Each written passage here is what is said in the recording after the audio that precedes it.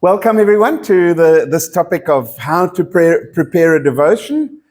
For those of you who are working towards the lay preacher's training, this would tick the model homiletics or the module homiletics 1.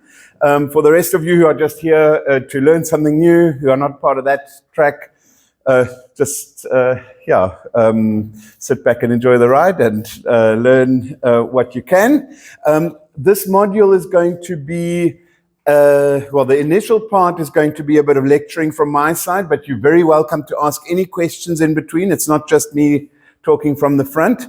We are recording this. It's going onto our YouTube channel. There's a YouTube channel for coworker training, so you can refer back to it. And there's other modules that have already been recorded there. Mostly our Zoom sessions are on there, but there's a couple of other ones as well, just for you to go and have a look at in your own time to expand your knowledge on topics that you haven't been to the actual in-person or the Zoom sessions yet. Thank you very much to Sven for doing the recording and also helping me with the projection side of things. Can I ask one of you to please be a timekeeper? And Jabulo, can you please be a timekeeper? That just give me a 5-minute warning before 10:30. Then that'll help. Yeah. All right. Maybe just before we get started, I don't think everybody sitting around the table knows each other yet. So maybe we can just at least say our names and which congregation we come from, and very briefly what we are involved in there, what ministry we're involved. So. My name is Martin. I'm the pastor of New Germany congregation, and I'm also for the co-worker training coordinator for the circuit, for the Southern Circuit. Hi, my name is Tabang. I'm from Johannesburg, Hayfield, the Church of the Cross, and I'm also into the worship. Hi, my name is Inamulo, and I'm from Progress Congregation. I should say my name is and my name is Inamulo Zonti. Don't know how you guys are going to work around two Jabulos. I'm in progress. But I'm from the Progress Congregation, and I'm involved in children's ministry. Cool. Okay, my name is Jabulo. I'm from the Germany Lutheran Church. I'm part of the Congregational Council.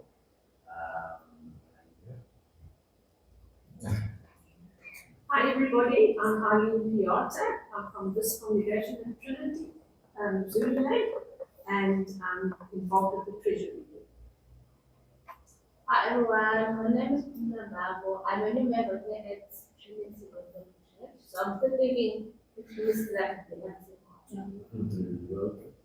Hi everyone, I'm Teresa Doe, and I'm from Germany Lutheran Church. Morning everyone, I'm Kumbarai Mujeni. Kumbi Fushos. I'm from New Germany Lutheran Church and part of the youth council as well as children's church. I'm Penny Summersville from the Hayfield congregation. I am on Synod and I am in the Functions Committee, and I'm currently the lay preacher. I'm Hugo Fürte, retired, but sometimes tired.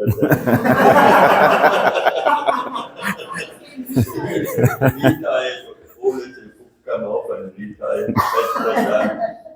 I'm pastoring here.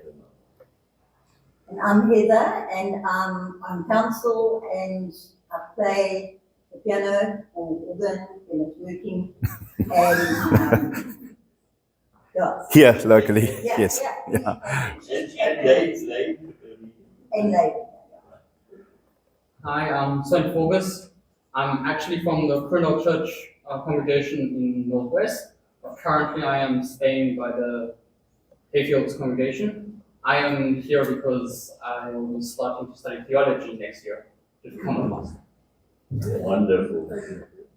All right. Thank you very much, everyone. Yeah. So the topic, preparing a devotion. We obviously in different settings all over the place in our congregations, there's always opportunities, places which call for us to do a short devotion.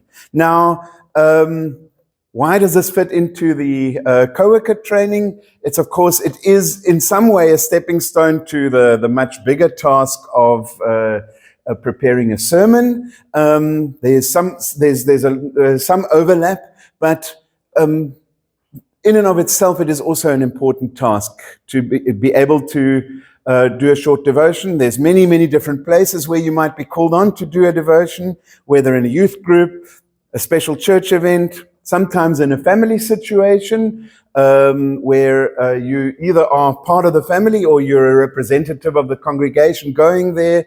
There's numerous occasions where people ask for somebody of the church to do a devotion, say at a big 60th birthday or whatever the case might be.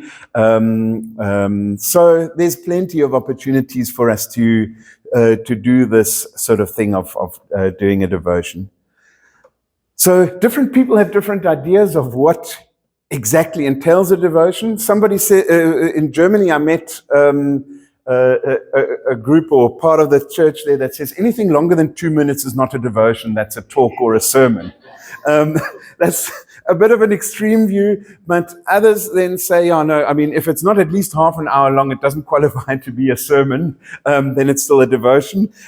For my definition, for the use of, for the definition that we're going to use here at this workshop is that a devotion is a short talk, and you're welcome to refer to your notes there. A devotion is a short talk about a topic related to our Christian faith for a specific occasion. How long or how short, that's up for different people to debate. I would say anything between 2 and 8 or 10 minutes. Anything beyond that really is already in the realm of a sermon. Typically, a devotion would contain a verse or a short scripture reading, a story or an explanation, and very often a prayer. Anyway, between 2 and 10 minutes long, as I said, it can be quite intimidating if you're not used to the idea of standing in front of people saying something, but it can have a real impact. Sorry? So when you say a story or explanation, is it a story or explanation about the actual verse? It can be, but it doesn't have to be. We'll get into the details of that. It's just generally the sort of an opening explanation of where we're going with this. Devotions can have a real impact. People think that just because it's shorter than a sermon, it can just be something superficial. But I know many believers who have really been deeply impacted by one short thought said by someone, and it absolutely doesn't have to be a pastor or a trained lay preacher or someone, just one short thought somewhere in a devotion that has really impacted their lives. So from that point of view, as you do a devotion, be aware that you can be God's instrument, God's vessel in that moment. And it can be just something as short as one sentence of 10 sentences that you say in a devotion, or 15 sentences that has that deep impact. So be aware of that. So when it is done well, a devotion could be the spark of hope in someone's life, an answer to a question that your fellow believer has been struggling with for quite some time, or a reminder of God's love and presence in our lives to your classmate or work colleague, somebody that's been struggling with the faith recently, a message of hope and comfort for members of your youth group, maybe somebody who's busy struggling with a difficult decision in their lives. All of that, a devotion can have an impact. So let's look at some key principles, and let's go to the next screen here. General principles. No, let's just go through them one by one. But it's the same points, just slightly more elaborate on the leaflet that I've handed out. Some general principles to keep in the back of our minds or to apply when we are preparing a devotion. And again, if you've got any questions or further comments, please interrupt. So the first thing that we need to be aware of is we need to determine why are we giving this devotion. In general, of course, it's not about impressing your friends or showing off your knowledge of the Bible. There's some people that sometimes tend to want to use it as an opportunity for that. It's about encouraging a life of devotion and sharing a message that has been meaningful to you. So it's got to do with something that you've experienced that you can share with others. But of course, in the specific situation, there might be more specific reasons why a devotion in this setting right now. And we need to keep that in the back of our minds. So obviously, a setting at a 60th birthday party might be a very different setting than whatever, something like in a youth group or before a big event, the opening devotion before the annual church bazaar or something like that has a very different vibe to it. Very different things. So also we need to keep in mind that people that are listening come with a certain expectation in that particular setting that you're doing the devotion in. And that will affect how long you can do the devotion. I think generally, for example, if we take that example of the church bazaar, everybody's actually there to buy and to sell and to make money for the church. And to then talk for 10 minutes is probably going to test everybody's patience. So think of a short thought that will be impactful on that occasion, rather than trying to extend it. But in a youth group setting where everybody's expecting to hear a bit more of a detailed devotion, it's totally fine to go to that 10 minutes because that's expected in that setting. And as one does more and more of these devotions, one gets a bit of a feel for how long is an appropriate time in that particular setting, wherever it is. But the why question is always important. Why am I doing a devotion right here in this particular setting? Any questions or comments on that? Otherwise, let's go to the second point. And this is probably the single biggest difference between a devotion and a sermon. A sermon can have multiple points. In fact, needs to sometimes have multiple points. I'm not a big fan of 3-point sermons that in a certain generation was taught as the standard way of doing a sermon. In certain traditions, I think it might still be that way. But sermons can have multiple points, and the length and the depth of a sermon can require that.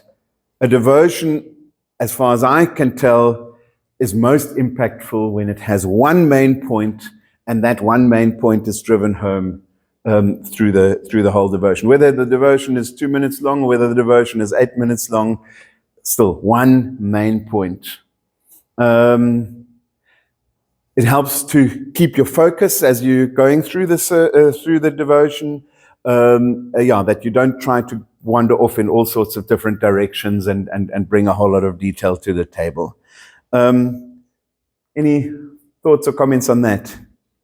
I don't know whether you've ever experienced somebody who gets given the task of doing a devotion and they ramble on in all sorts of different directions. It just loses focus and doesn't really have any impact that way. So one main point, and I'm going to come back to that time and time again as we continue here. Once you've decided on that main point, and this is the third point, choose a verse or a Bible passage that relates to that main point.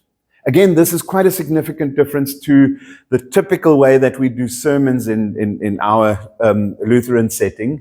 But most of us in our Sunday services, we tend to stick pretty much to the lectionary, where the text comes first, and then we expound the text. We explain what's going on in the text, and in different ways, of course. Typically for a devotion, it's the other way around. You'd figure out what is the main idea, what I want to share, and then you choose an appropriate text. Of course, that relies very much on you knowing enough of the Bible to think of a text that would fit to the point that you're trying to make. And to actually, of course, one step back, the main point, of course, needs to be something that makes sense and can be made as a sensible main point for a Christian devotion. That, of course, also relies on us knowing the Bible and knowing our faith well. But in that order, the main point, and then choose a Bible passage or a verse that relates to that. And depending on the point you are trying to make, and the length again of the devotion, sometimes it's just simply one verse. Often one verse will also have one main point, so you are then not too tempted to drift off into all sorts of side angles of the whole thing. But but in that order. Martin, if Yeah. you're given a Bible passage that you then have to do a devotion on, That's, of course. Is it then up to you to take the main point relating to? Then of course it would be other way around. But very often people, I don't know, most of the times that where I've experienced being asked to do a devotion, whether in my time as a pastor or even in the many years before when I was involved in different capacities in the church, mostly people are not that specific and say, do it on this passage. They'll say, just do a nice devotion on perseverance, for example, or do a nice devotion on God's love or something like that, or even just do a nice devotion for this group on this occasion, pick your own topic. That's very typically how devotions would. If you're given the Bible passage, you choose the main point. Then you try to figure out what is the main point. Yeah, I mean, otherwise you're stretching that Bible verse to do something that it's not meant to do. Yes. And it's always testing, especially from Penny's question. Yeah. Given a verse, Yeah. then you think of a point. Yeah. From the particular verse. So you need to think thoroughly through as to what is the drive from the specific verse. Yeah, no, absolutely. So and that's sometimes depending on the setting and how much detail is expected of you, and also how much time you have. That requires quite a bit of thought. It's not just a matter of simply seeing, okay, this verse says this. Let me say something about it, which then takes us to the fourth point, which is then in the preparation, try to understand the context of the passage. And this, of course, is something that you do in much more depth when you're preparing a sermon. The context is 80% of your preparation is trying to figure out what the context is. So the context is, I mean, that's a very big word that covers a whole lot of things. It can mean anything from the basic understanding of the text as it stands there and the meaning of the words. It can be something around the background, the cultural background of what's happening there in the text. For example, if you happen to use a verse from one of the parables of Jesus, you want to understand how did Jesus use parables so that you can effectively work with that particular verse, that you don't force it into something that it's not meant to, not that it's not meant to do. So the context, and I'll give you a detailed way of working through that context. We'll get to that. So far, I just want to cover the basic principles, and we'll get into the details of it. Okay, so the context is very important, the context of the verse, but also the context of the people that you are working with. And your goal is to somehow make the text or the verse and your thoughts that you have on the verse speak into the reality of the people that are listening. Which is, again, then point number 5. I'm jumping ahead of myself. Relate the lesson first to your own life. You can't make it mean something meaningful to your hearer before you figure out what does it mean for me. Spend some time as you're preparing to first consider how this topic or this verse speaks to you, and then think about what are you willing to share with your hearers, what are you willing to share or wanting to share from the the verse, but also if you're thinking of your own life, if you want to bring something of your own life experience, your own experience of your walk of faith into it. Some of it might be very personal and you might not be comfortable sharing with it. Don't feel forced that you have to, just because you thought of it in your preparations, that you have to now share that particular aspect. But often devotions are more impactful if you can share something personal. But obviously, yeah, you've got to be comfortable with that. Try to use a specific example out of your life, except rather than just something vague that you can think of. But again, here's a warning. Be careful to not paint yourself as the hero in the story. Look, what a wonderful example of the faith I am. That doesn't go down well with hearers typically. Might come across as arrogant. But also, the opposite can sometimes, strangely enough, have the same effect. If you tell the story in a self-deprecating manner, this can sometimes also come across as fake or self-important, like you're sort of putting yourself down, but at the same time you're wanting your hero to, oh no, but you are such a wonderful person actually. And actually, so you're again rooting for compliments rather than anything real, than just sharing something about the faith. So unnecessary self-pity is really quite unhelpful and detracts from the message you're trying to bring across. There's a fine line sometimes between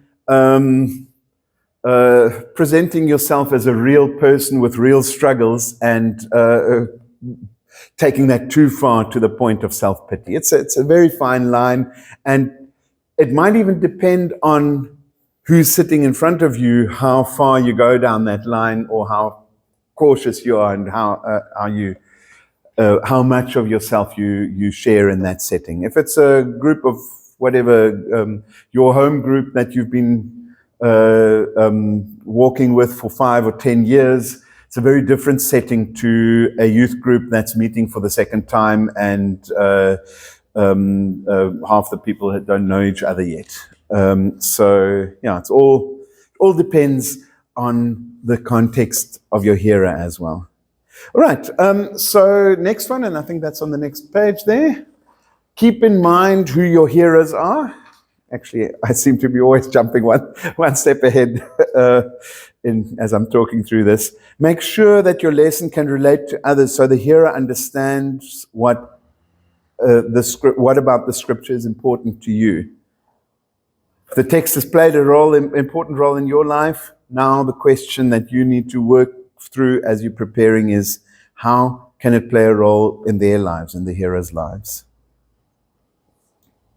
All right, and this is something that sometimes trips up people. People feel that their story needs to be something amazing, incredible, exceptional if they are sharing something out of their own life. But then it's good to just remember that God works through ordinary people in ordinary times, in ordinary places. So when you are choosing something to share out of your own life that relates to that text, it doesn't need to be something amazing, extraordinary. And especially don't try to make something sound more amazing or extraordinary than it really was, because again, it just will. What's that? Huh? Yeah. There's a tendency in certain circles, particularly when people are sharing their own testimony of how they came to faith or whatever, there's a tendency in certain circles to totally overplay what a terrible person I was before I met Christ. And I was doing drugs, never mind that. I was doing drugs and this, and I was whatever, living on the street and whatever. And when half of it isn't true, just because you feel you need to keep up with the guy that's got that terrible, terrible testimony. It's not helpful. Of course, not every devotion is a personal testimony of your personal faith journey. I mean, sometimes it's just sharing a helpful thought that has helped you. Anyway, all right. And this next point might be the most obvious point in the world. be prepared. I mean, as one gets more experience with this sort of thing, you can occasionally, when the situation calls for it on the spur of the moment, to do a devotion that's literally just, you just very quickly look at a Bible verse and say a few words about it. It can happen. But if it's, if you know in a week's time I'm going to be doing this devotion, whatever, then be prepared if you've got the time and the space to actually prepare properly, because in the end, and it even happens to me as a pastor, Hugo, probably I'm sure for you as well, where on a certain week when you don't quite have enough time to prepare the sermon to the level of perfection that you want to, or a devotion that you're doing here or there, and you think afterwards, half an hour later, you think, oh my goodness, there would have been this wonderful thought that I could have shared. But then it's after the fact, not going to help. So by doing thorough preparation, we actually just give our mind the space to consider properly what we can say that is going to be meaningful for the hearer. And then that helps to, that the end product is just polished in such a way that it, that it really can have that impact that we want it to have. All right. Then, of course, and this is again an obvious point, but sometimes something that is overlooked. Ask for help or look for help when you are preparing. There are others in the congregation, not only the pastor, there's others in the congregation that might have more experience. And if you're struggling with trying to figure something out, or how to say something, or can I even say it like this? Should I rather say it differently? Take time to chat to others.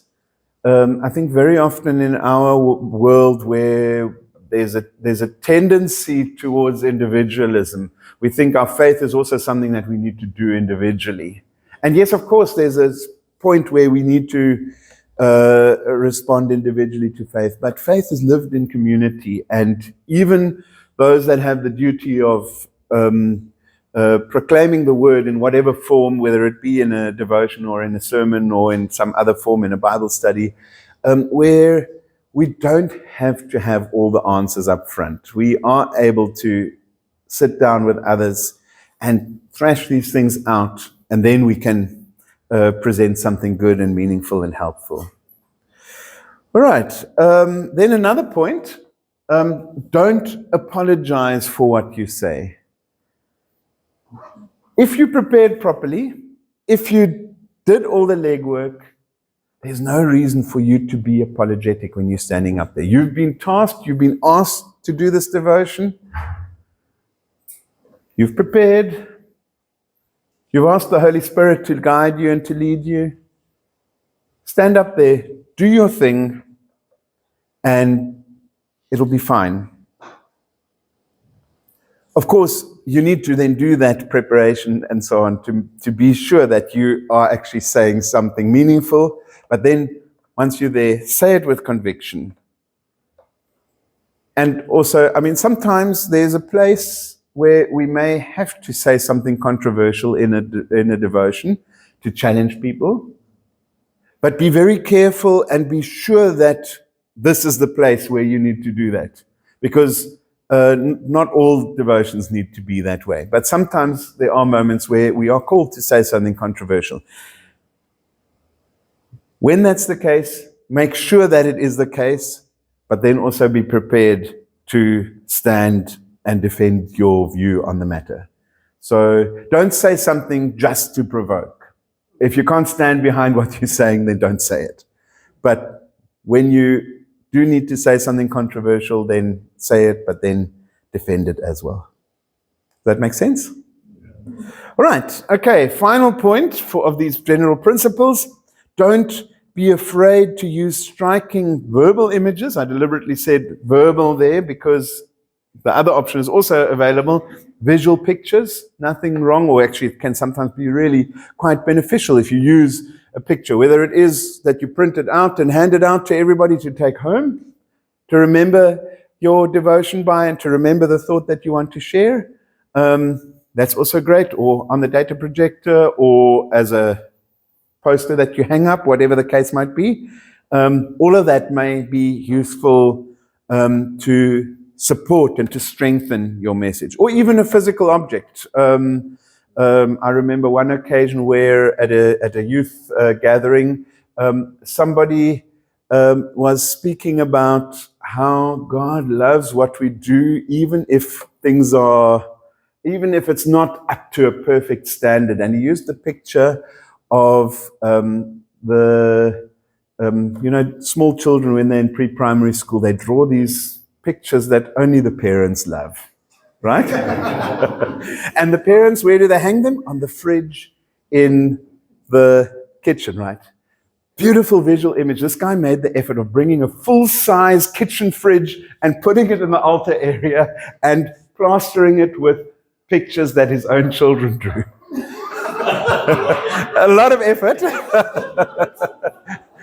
But 15 years after the fact, I still remember the story. So I'm still going to do that one day.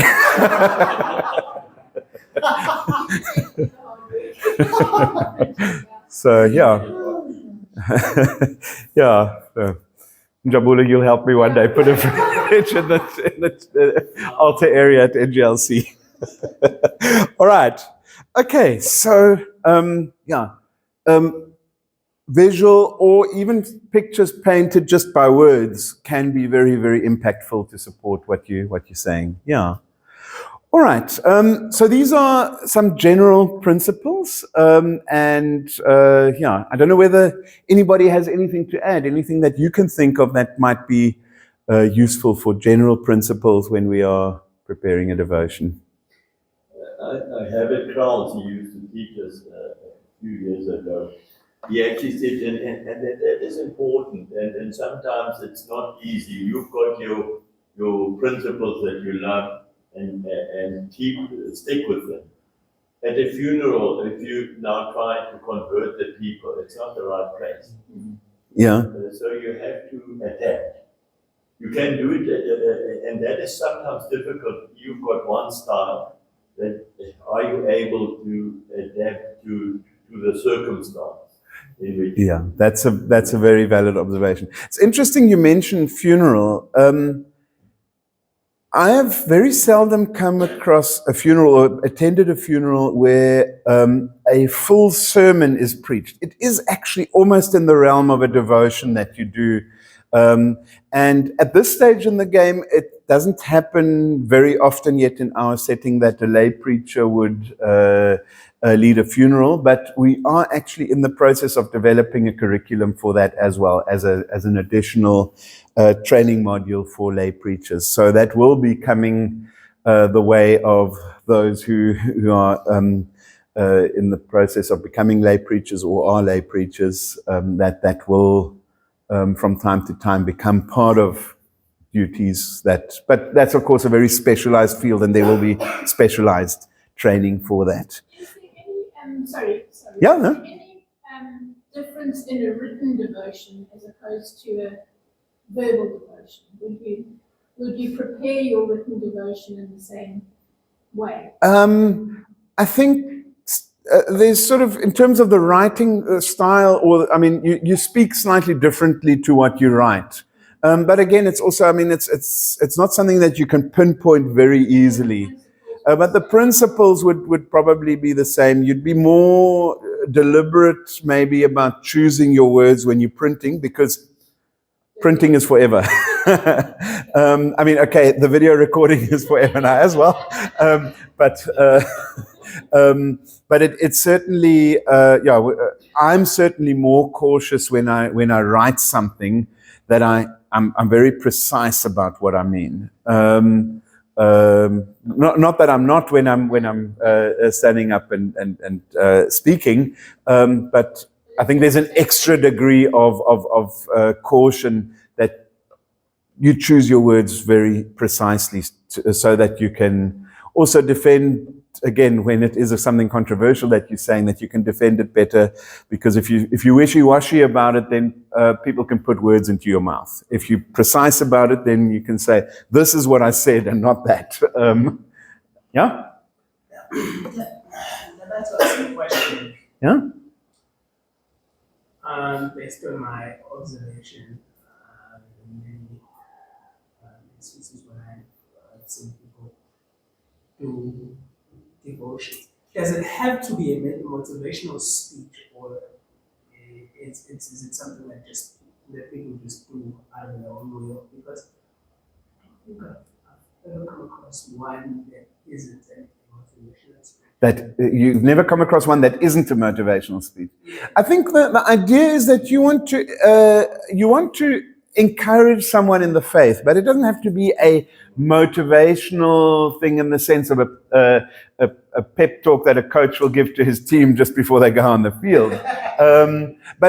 You want to in some way encourage someone in their faith, but it can be a matter of motivational speaking. It can also be a matter of encouragement in a difficult space. It can be a matter of just sometimes even sharing that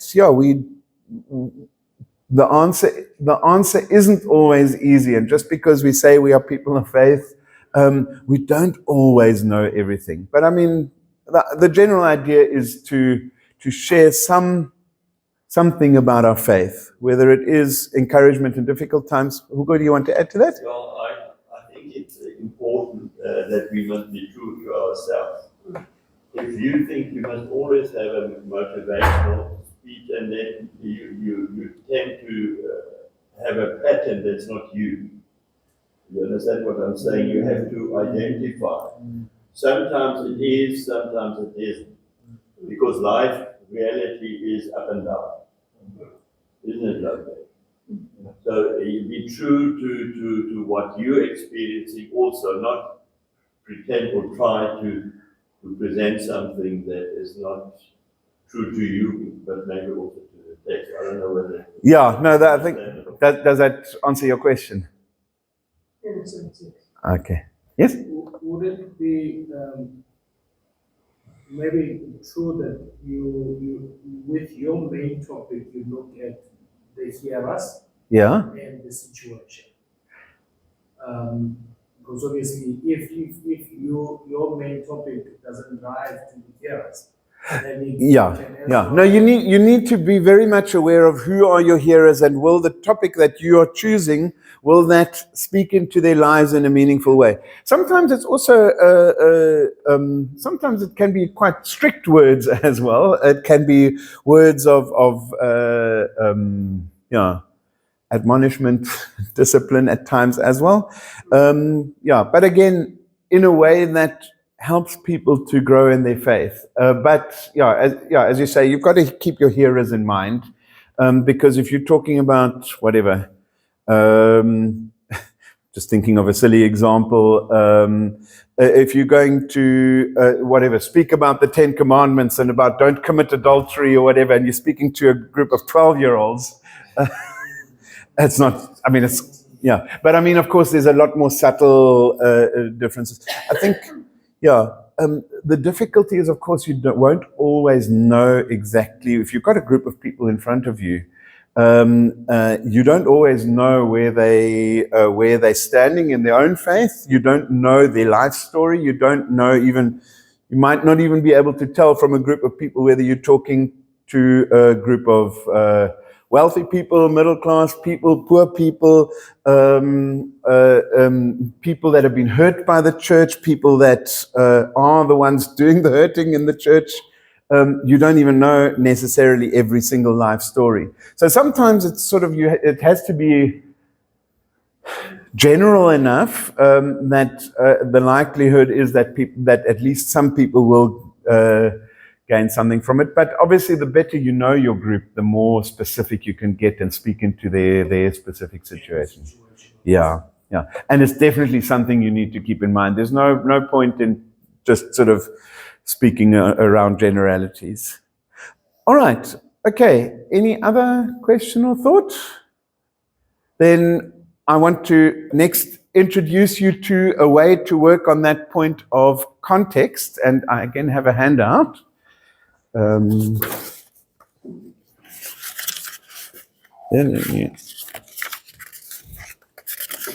Sorry.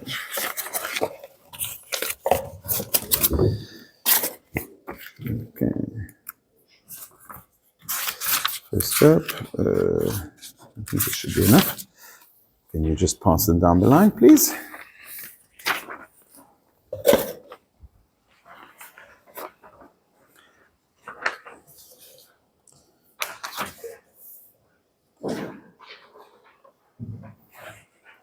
So while it's busy being handed out, assuming that you've determined the why are you doing this particular devotion in this particular setting, and you formulated your main point and chosen a suitable verse for it, then comes the hard work. And this is what this sheet that I'm just handing out now is all about.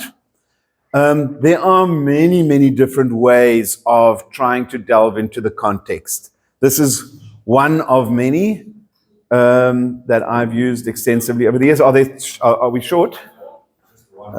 Just one more. No, we should have enough. Okay.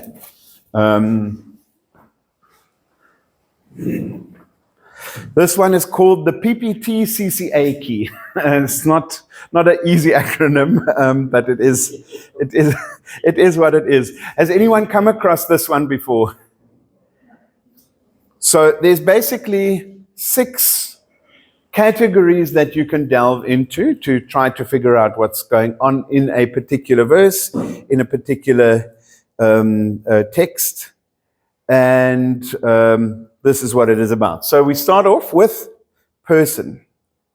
Most Bible stories, if it is a narrative story, will have different people, persons that are part of the story.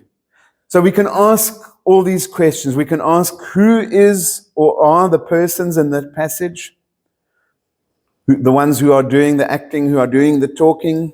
What do I know about these persons? Were they men, women, children, elderly people? What was their profession?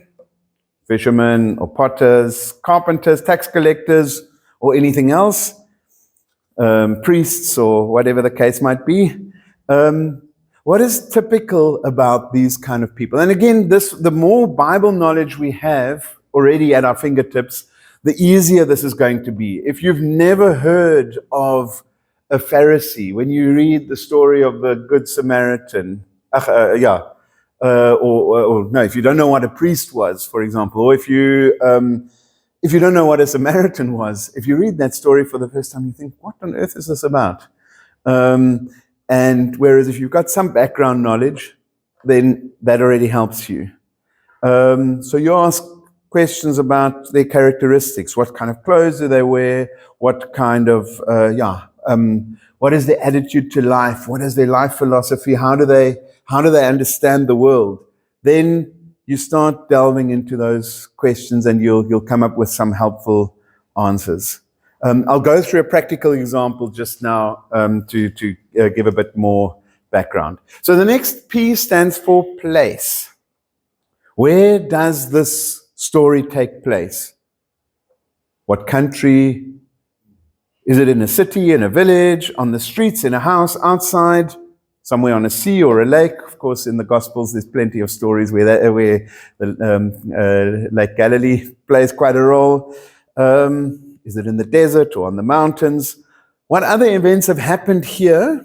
And that's particularly when we go into Old Testament stories, very interesting, or even connections between Old and New Testament. Sometimes some particular places have played a role in very early history, say with the patriarchs, then play a role again later in the time of the kings, then play a role later again after the exile, say, for example, and then again in the Gospels in the New Testament. There may be a significance that you can draw out of that text from the fact that, whatever, this happened in Damascus, or this happened in whatever, Jerusalem, okay, there you've got a whole lot of things that you need to consider when we're talking Jerusalem. But again, there's a significance to the place something is happening in. And sometimes the place is not obvious. It doesn't always, the story doesn't start with, and then Jesus went to Capernaum. Then you know it's Capernaum, and then you can go and look up Capernaum. But it's a little bit more tricky. Maybe it's 3 chapters beforehand where it says where this happened, that kind of thing. All right, so that's place. Then time. What is significant about the time? And by time, I mean in every sense of that word. Did this happen in the time of the patriarchs, thousands of years before Jesus? Or did this happen, whatever, just a few hundred years before Jesus, in the time after the exile or during the exile?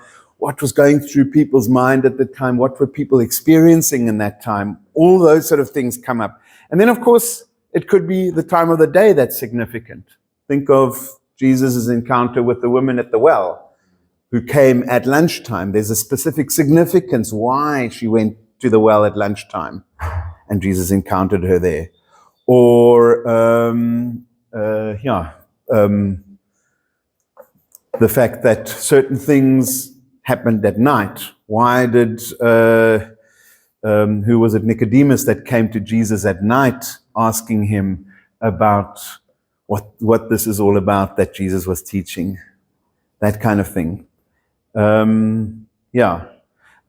was it a special day or a special occasion? Was it on the Sabbath? Was there a birthday or a wedding, or was it during one of the feasts, one of the Jewish feasts? Where is this story set? How does the time affect that? How does it shape the events and the way that they are being reported?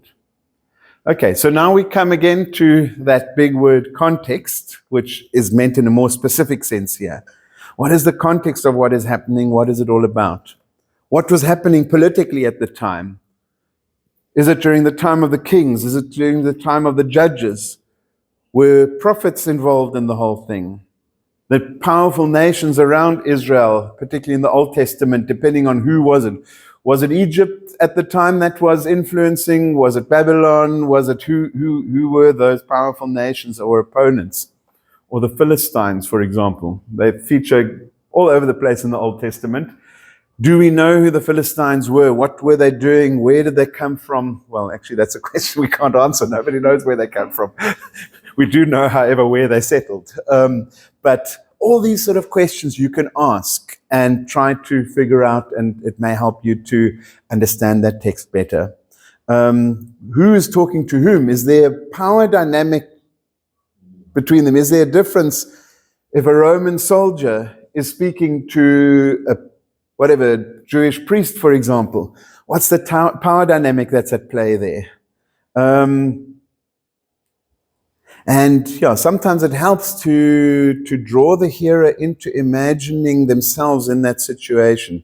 Imagine you were one of the people sitting in the house where Jesus was preaching, and then suddenly the roof broke open, and suddenly this man was lowered down on a mat by 4 friends, and draw the people into the happenings of that story, and it can help them to really connect and identify with the story. Use, even in the words that you use the senses, like as in appeal to the senses, shall I say.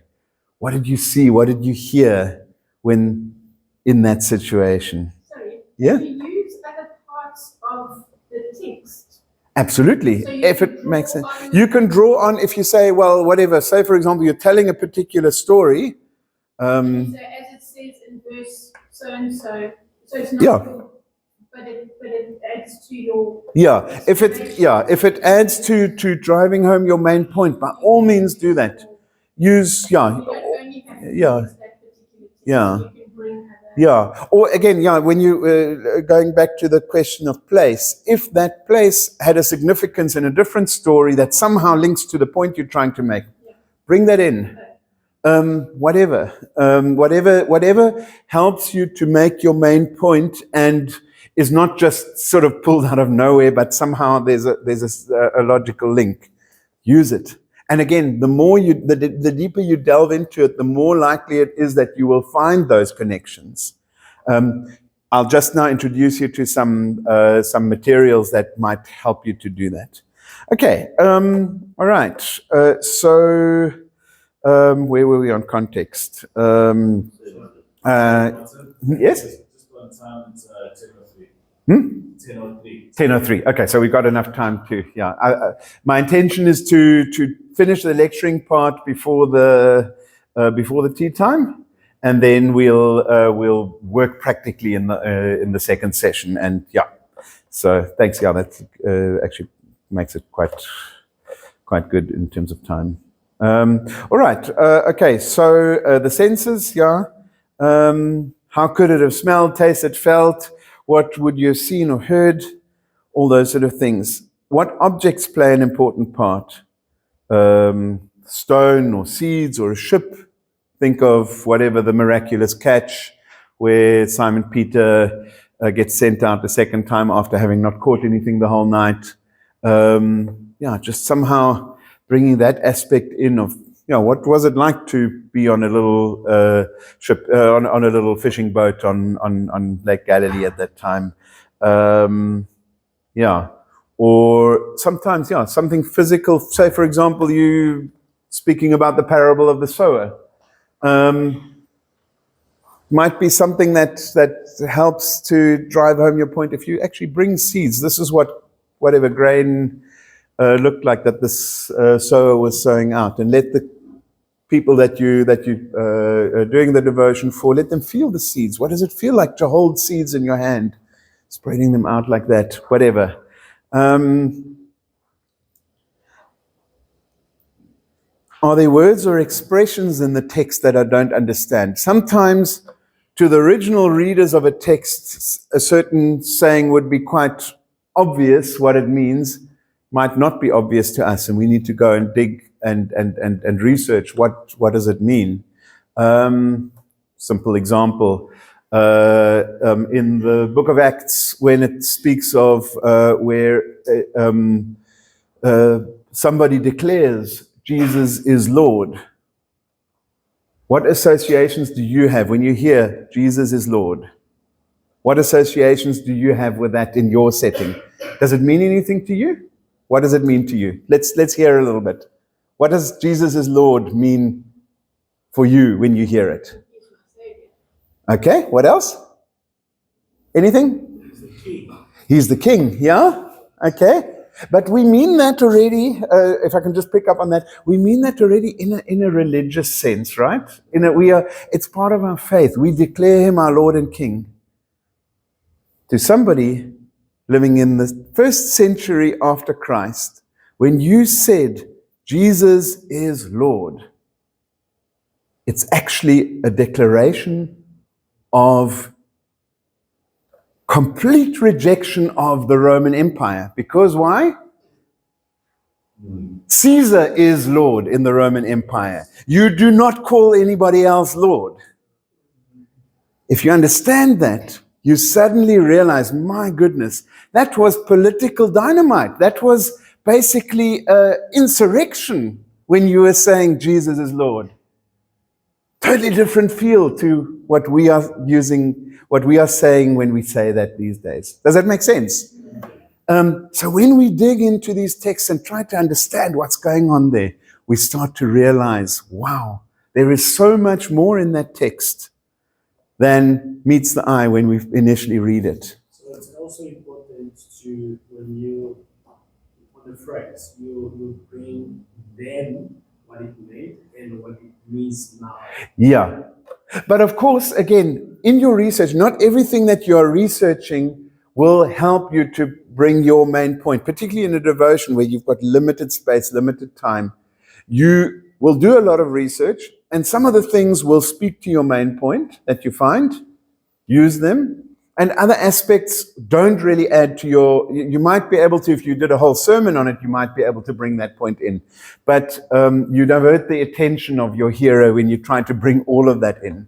I think it was, I can't remember, some theologian said, use the picture of when you're cooking a nice Sunday lunch. There's a lot of things that are happening in the kitchen. Not all of them are particularly appetizing, and not all of them are, how should I say, the things that are happening in the kitchen, you don't all put them on the dinner table. It's the end result where the rubbish goes in the bin. Not rubbish in the sense of rubbish, but you get the picture. You get to pick and choose what helps to drive home your main point. And whatever doesn't, you leave aside. Maybe on another occasion you might use that. But you don't have to desperately try to bring in everything that you've researched.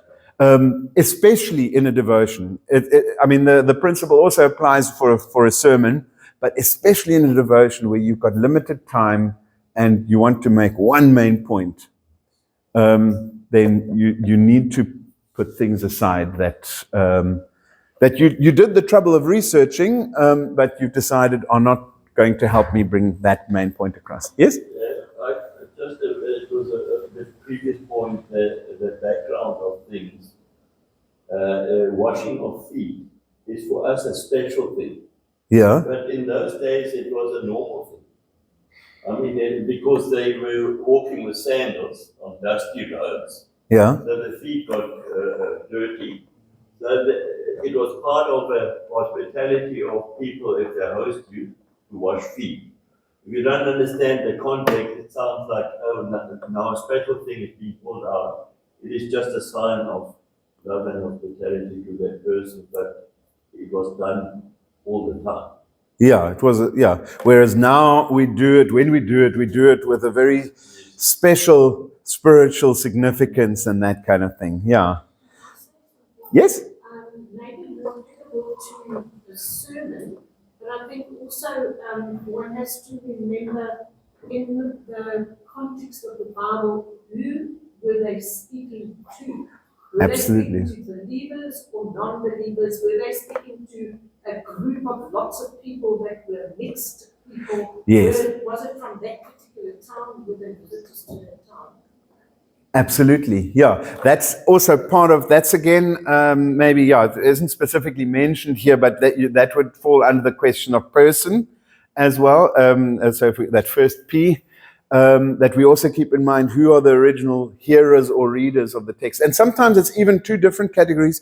When it is Jesus preaching, for example, in the text, there is a group of hearers that are hearing Jesus preaching, but then it's written down and then presented as part of the gospel text, for example, and then it's again a different crowd. You might say the original hearers of what Jesus was preaching were people of Judea who would have been Jewish, but the people reading the Gospels might be Jewish Christians, might be Gentile Christians, might be 2,000 years down the line, Christians on the southern tip of Africa, us around here, and all of those sort of play a role in how we understand that text. But that can get quite technical and is probably more in the realm of sermon preparation, but it can play a role here as well, yeah?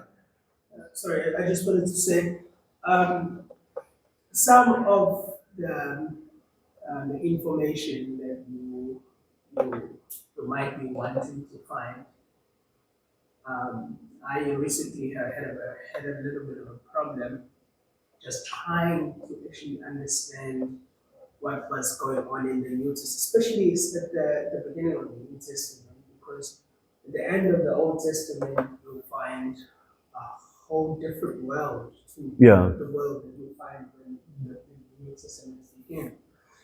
And I was trying to write an assignment that just took me to a place where I just didn't understand what was going on, because the intertestamental times are just very, very long time of like 400 years or so. Yeah. So and there's a lot of shifts and changes. You might just find yourself looking for the context, and you do not find it in the Bible at all. The Bible by itself doesn't always explain itself. There's many places where reading wider in the Bible will help you, but there are times where you need to consult other books. I'll be introducing you to some of the more easily usable books for people that haven't spent years and years studying academic theology.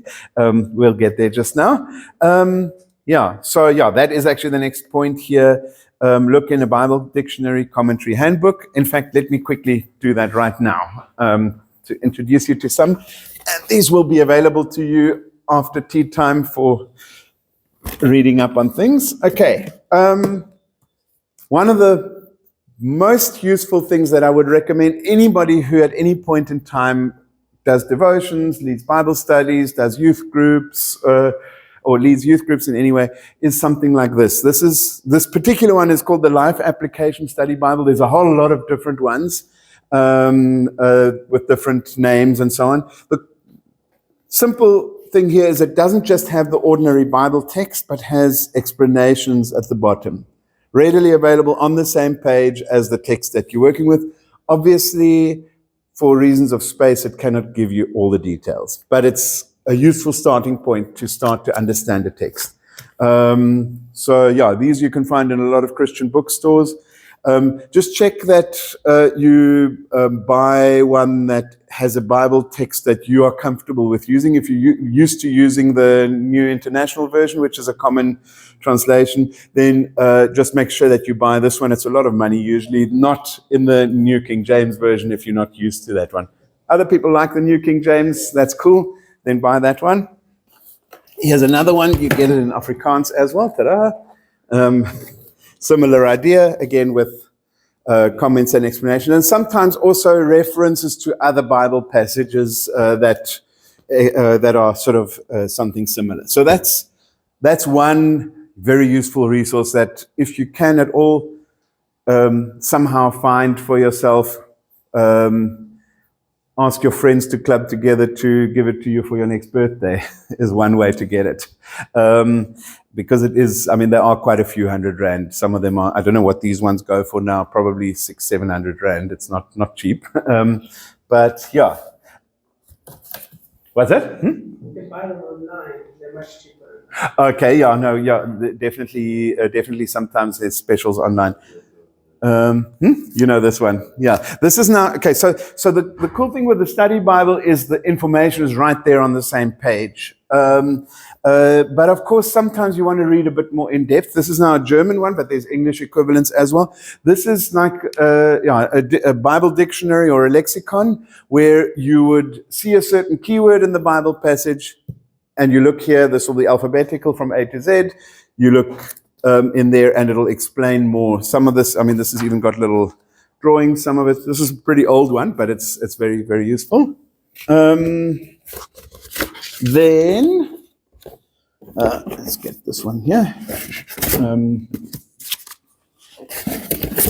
Two examples of a very similar one here. Exceptionally useful, this one, the Lion Handbook to the Bible, or this one here. It's a little bit more technical, but also both of them very, very useful. Unlike the Bible dictionary, which is from A to Z, this goes according to the same order of the books of the Bible. So you'll start with Genesis and you end with Revelation. And it goes through, it gives a certain level of detail of explaining. Some of it is even explained verse by verse, but not super detailed. But it gives you a lot of background. So, for example, in a passage where the Pharisees come up, you can read an article about the Pharisees and find out who they were, what they did, and that kind of thing. When you read about the destruction of the temple, there's an article on that in here and that kind of thing. So it'll just literally go through all the books of the Bible one by one. Yeah, for example, Habakkuk, got some nice color pictures as well. If you do manage to buy something like this Lion Handbook is very good, but there are others. Here's another German, this is again a Bible dictionary from A to Z, very useful. Those are some of the basics.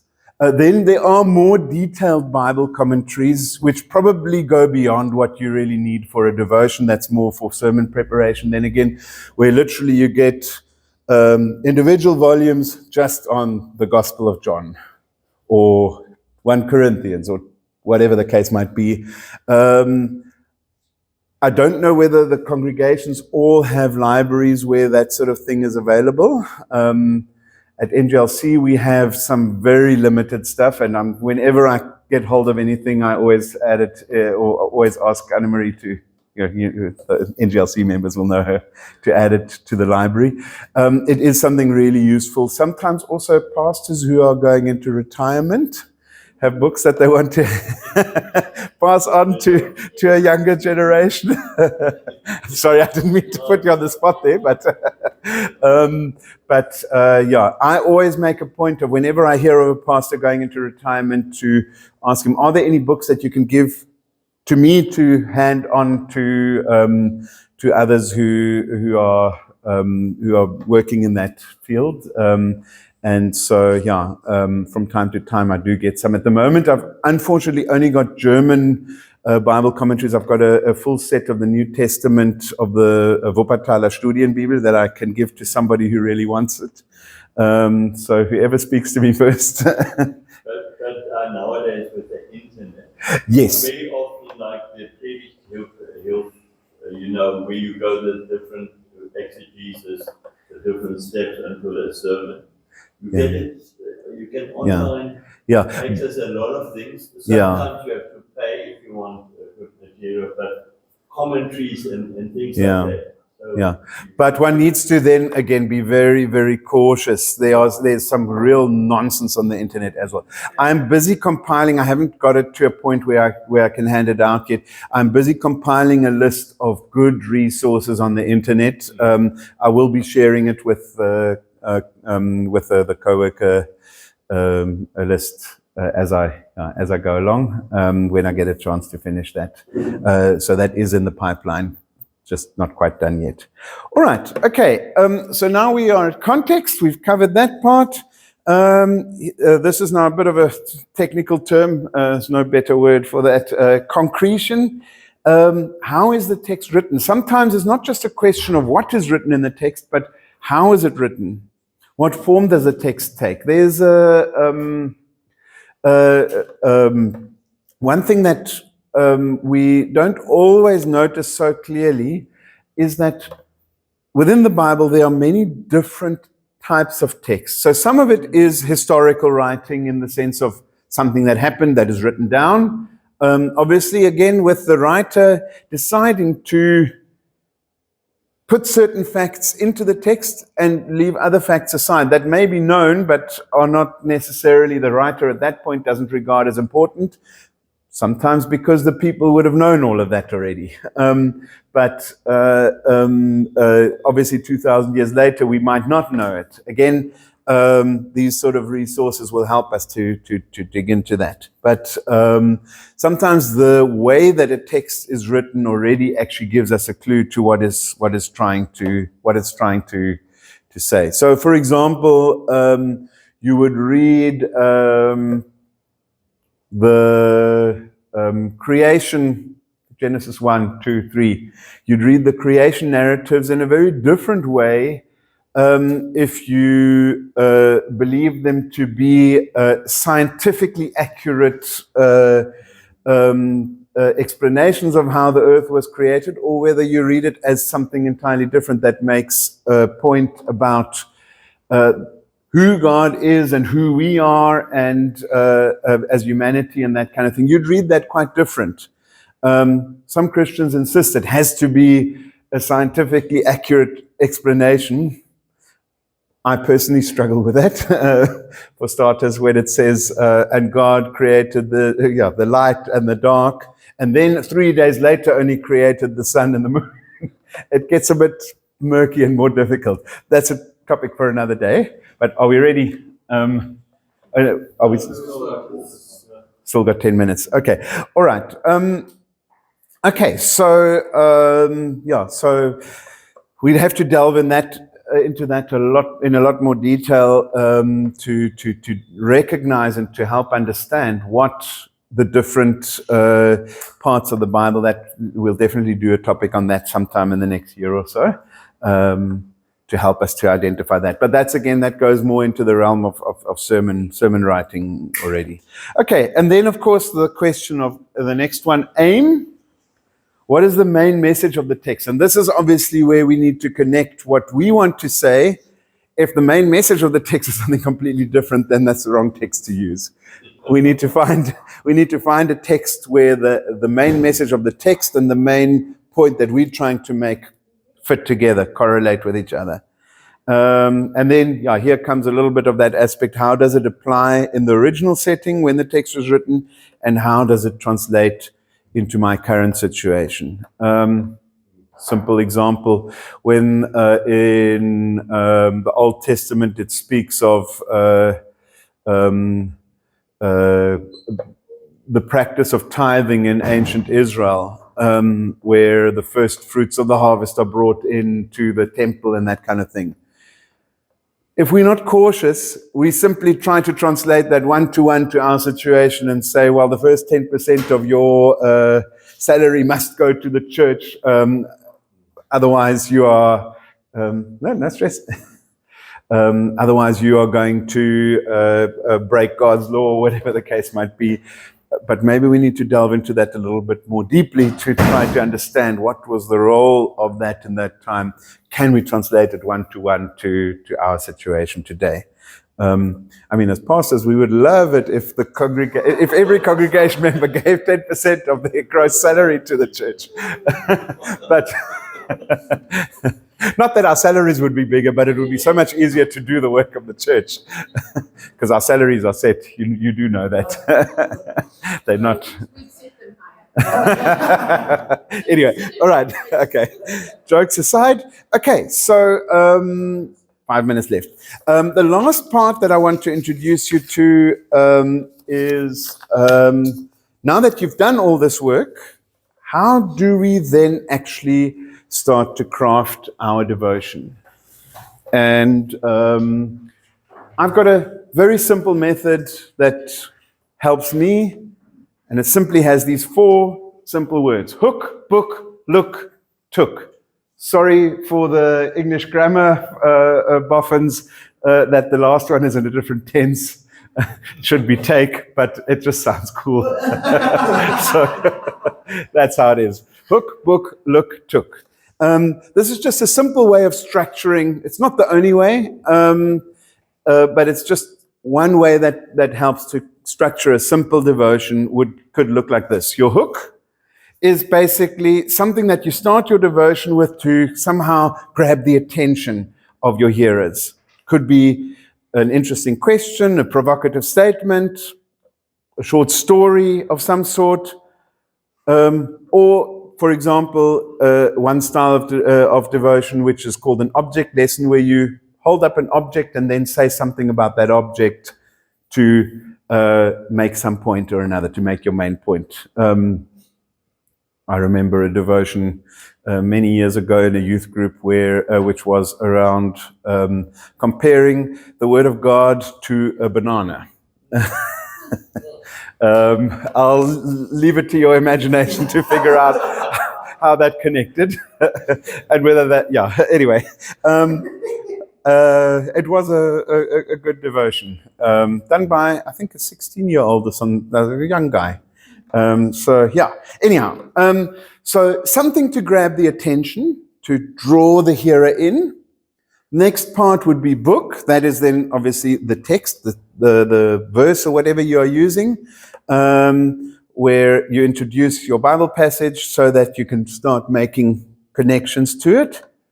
Look is that where you selectively bring in some of the context, again selectively, you don't have to bring everything that you researched, in order to give a deeper insight into the text and to start connecting it with the hearer's own lives. And I made that point already. No need to bring all your research in, only the part that will help you to make your main point. And then finally, took. In this step, you make the connection between the text and the hearer explicit and spell out something to take home, some application or something that will help the hearer in their spiritual life as it relates to the main point. The main point being the sort of the red thread that goes through the whole thing. Your hook needs to connect to the main point already, because otherwise it's just a gimmick and not actually doing anything meaningful. I know some people like to tell jokes from the front. If the joke brings you to the main point, wonderful. If it's just a joke for the sake of a laugh, pointless. All right. So basically those 4 steps, it's just a helpful structure. And after the break, when we start doing some practical things, I suggest you use this. But yeah, we'll get to that then. Is it time? 2 minutes left. Okay, we don't have to stretch it. Unless there's somebody that wants to ask a question or comment still. Otherwise, thank you very much for listening. And it is tea time soon.